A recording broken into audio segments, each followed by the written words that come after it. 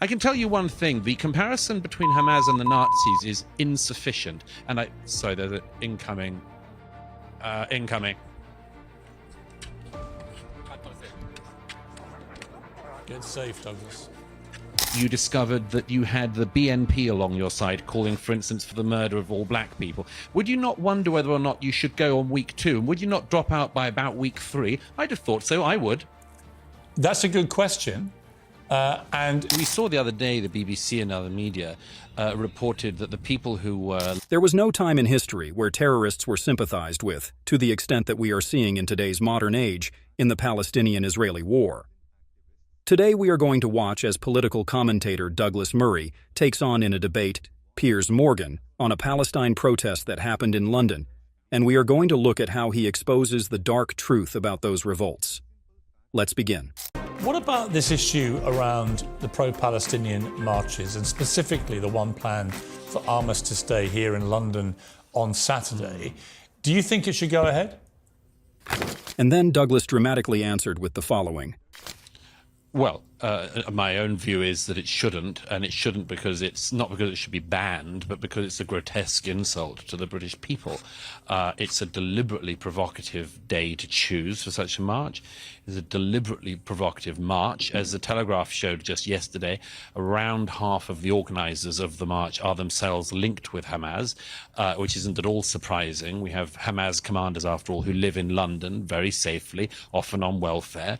So, yes, I think it's an intolerable march. It's an intolerable provocation to the British public and the British government and the British police, by the way, who Saturday after Saturday have been made to put up with unbelievable taunting and abuse from the marchers. It's very clear by now, Piers, that what is happening is that every week the crowds are pushing and seeing if they can push the police further and further, harder and harder, and be more and more provocative. And they're managing to do that. But this is culminating this weekend. And here's the thing. I don't think, and I certainly read and hear, that large numbers of the British public are just not going to put up with this. And this is the revolting little secret of those Palestinian protests. The organizers of them have direct affiliations with Hamas, and they make use of brainwashing and point towards the killings so they can garner support and pressure governments into sending them more aid so they can resume right back to committing atrocities. Hamas has publicly stated that they are going to commit October 7th again and again until they wipe out the whole of Israel. And they have a history of taking all the resources they get from the media support they gained and putting it right back into their terrorist efforts against the Israeli population. But should we still allow those people to protest only for the sake of free speech? Let's see what Douglas says about that. They did so to preserve the freedoms of people like those marchers, the ones who are not being violent, the ones who are not showing pro-Hamas stuff. I'm not sure about that. Do they have a right to protest? We'll try to single those two things out for a second. Besides what you quoted from Christopher earlier, he would never have said that that right extended to supporting terror groups.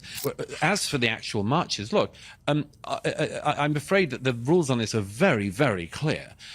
You are not allowed to glorify terror or call for terror on the streets of Britain. And that existed before the 2006 Terrorism Act banned glorification, and it certainly exists now. If you stand on the streets of London calling for jihad, you are calling for terror, and that is actually a place where free speech is at its limit and is no longer permissible. It's the same with, for instance, calls for intifada on the London tubes. Remember, we had a touch of intifada on the London tubes a few years ago. So again, calling for intifada is something that you're not allowed to do. Here Douglas is referring to how some people in London are calling for violence against British Jews, echoing the 2007 Palestinian Intifada against Israel, which just shows how unhinged these people are. This whole situation is really complicated. There's a point to be made about the children that are getting bombed in Gaza, but the whole situation is just so tangled up, and there are so many layers to this story, that it's all just a big headache that you need to unfold piece by piece to get the full picture of what's happening in Gaza. But the public doesn't have the patience for this, and it seems like they just jump to pick a side based on emotion.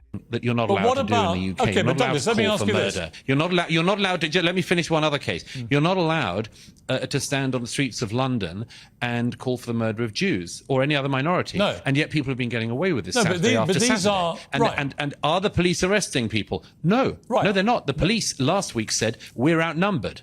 Right, so that is a key point. The police have said, Met Commissioner Sir Mark Rowley said, the laws created by Parliament are clear. There is no absolute power to ban protest. Therefore, there will be a protest this weekend.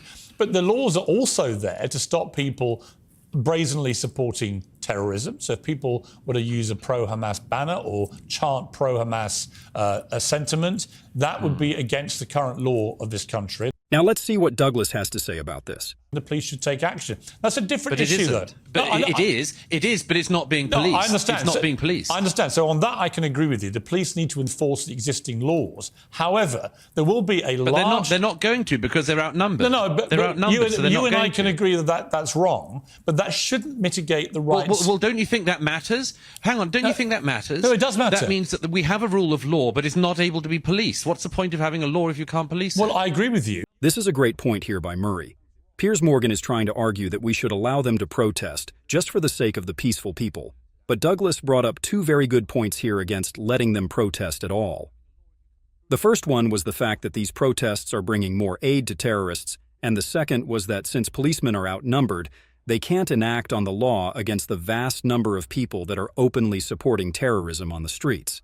Let's see how Piers Morgan is going to try to come back from this. Can't police Well, it. I agree with you, but I also think that there are a large number of those protesters who genuinely are, in their eyes, protesting for peace, and they're pro-Palestinian, and they have a view in the way that Well, you're... I disagree with that. And I'll tell you one reason why.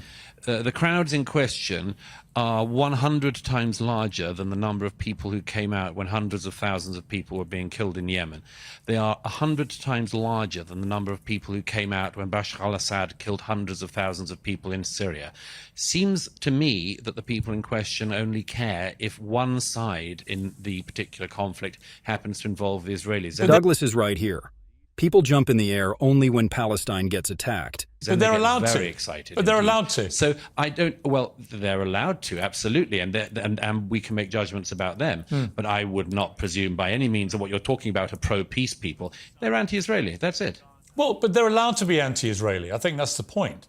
They're not Sure, allowed... they're allowed to be anti. If you're allowed to be, in that case, I suppose we have to allow people to be anti-other nations as well. I mean, Britain was founded at the same. Israel, was founded in the same year, within the year of Pakistan. Maybe we should allow large protests of hundreds of thousands of people to go around the streets of London protesting that Pakistan doesn't have a right to exist or a right to defend itself. Well, Maybe we should allow this. I don't think it's a good precedent whatsoever. Hang on. Hilarious. It's not only that, but the Palestine war saw a surge in media coverage as a result of the war in Ukraine, where people started complaining that only wars happening in European countries get attention, but wars in the Middle East are ignored. This happened at a time when Israel was attacking the Palestinian population in response to an attack from Hamas, and they got caught as the aggressors by the media, which framed them as the barbaric terrorists against the innocent small country of Palestine, which made Gaza and Hamas get a ton of support from the public since people already made their minds up about Israel being the clear, unprompted aggressor. But some of the Protestants are peaceful. Surely they can't be all in support of Hamas, right? Yeah, but you don't honestly think they're all pro-Hamas, these people? Well, I think that anyone who, for instance, chants things like "from the river to the sea" is in fact Yes, but they're what not you all describe, doing that. or is criminally ignorant. Oh well, they are. I mean, there's masses of videos of them marching past Westminster Abbey last week, saying exactly that. Yeah, but they're not all doing marching it. past the statue of Winston Churchill I've last week, watched saying the videos, exactly- and there are lots of people chanting and some who aren't. Okay, well, here's a challenge. Okay, well, here's a challenge, Piers. If you decided to go on some kind of march, and in week one you discovered that you had the BNP along your side calling, for instance, for the murder of all black people, would you not wonder whether or not you should go on week two? And would you not drop out by about week three? I'd have thought so. I would. That's a good question. And yes, I would.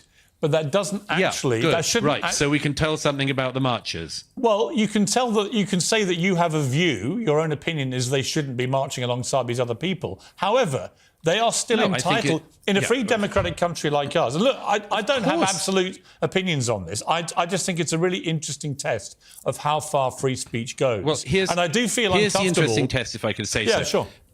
The interesting test, if I can say so, Piers, is there are limits to this, in fact. You are not allowed to glorify the murder of people on the streets of Britain.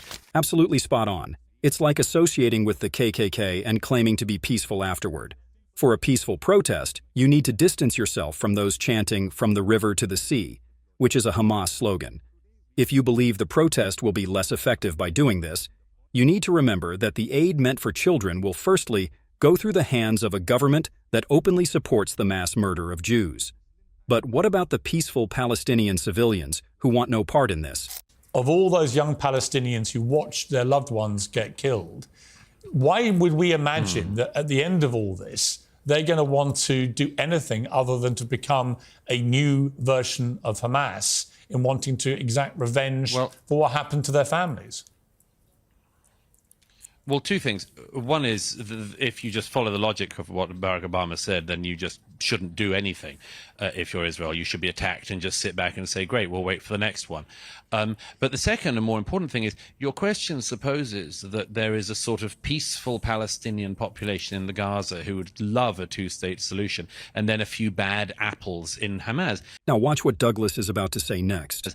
I think that's not true. Why is it that when one of the victims of the music festival, a poor young German Jewish girl, who it seems was raped and then brutally murdered and taken into the Gaza naked. Why was it that you can find, and anyone can find this online, a crowd of ordinary Gazans? It wasn't Hamas, it wasn't a Hamas rally. Ordinary Gazans spitting on her body, hitting her body, mutilating her body further as it went down the street. Does that strike you, Piers, as a placid population of peacenik types who are just desperately waiting for a two-state solution to be put back on the table for the millionth time in the last 70-something years? It doesn't seem like that to me. And this is the dark reality of the people that live in Gaza. Children have no fault for this, but the culture they were raised in made them become adults that have an unprecedented hatred for Jews, to the point where they even voted into office governments like Hamas that promised them a lot of subtle things, among those being the termination of Jews in Israel. And it just seems like this type of messaging resonated quite a bit with the people of Palestine. The population isn't guilt-free. They voted for Hamas, which followed through on promises to exterminate Jews, making Gaza extremely unsafe and prone to conflict, especially because of things like these. If you do, as Hamas does, decide to build bunkers and put rockets on them and then put hospitals on top of them, who exactly is responsible for that? Is it the Israelis and their response, or is it Hamas for doing that? If you do decide, as Hamas has done, to use all of these billions of dollars of international aid to build tunnels where you can hide, among other things, the kidnapped Israelis, who's responsible for the strikes that happen as a result and any civilian deaths? Is it the Israelis, or is it Hamas, who has been holding the Palestinian peoples of the Gaza hostage for the last 15 years and more? Again, I repeat this point. You know, a lot of what has been said about this seems to suggest that Hamas has no responsibility. And this is the type of dirty tricks that Hamas uses. They understand that Israel has at least a little bit of remorse in bombing places filled with people that want them dead. So they play the dirty tactic of building all of their tunnels and settlements where a bunch of supposedly innocent people are close to one another. In contrast, there are several instances of Hamas bombing its own people for not following orders. When Israel warned the Gaza population to go away from the north because they are going to detonate it, Hamas bombed the people that fled because they planned to use those people as human shields. Hamas doesn't even care about the people it claims to protect. They are just a bunch of psychopaths that need to be eliminated as fast as possible, no matter the costs. And this is what Israel is trying to do. And unfortunately, because of this, there are going to be a ton of innocent people that are going to be bombed in the process. And it's the type of horrific thing that Israel has to do to keep its people safe, and the people from Gaza that are not inside military bases, safe from Hamas. This is all I had for today. But what do you think about the Palestine-Israeli conflict? Let us know in the comment section below. Thank you for watching, and we'll see you in the next one.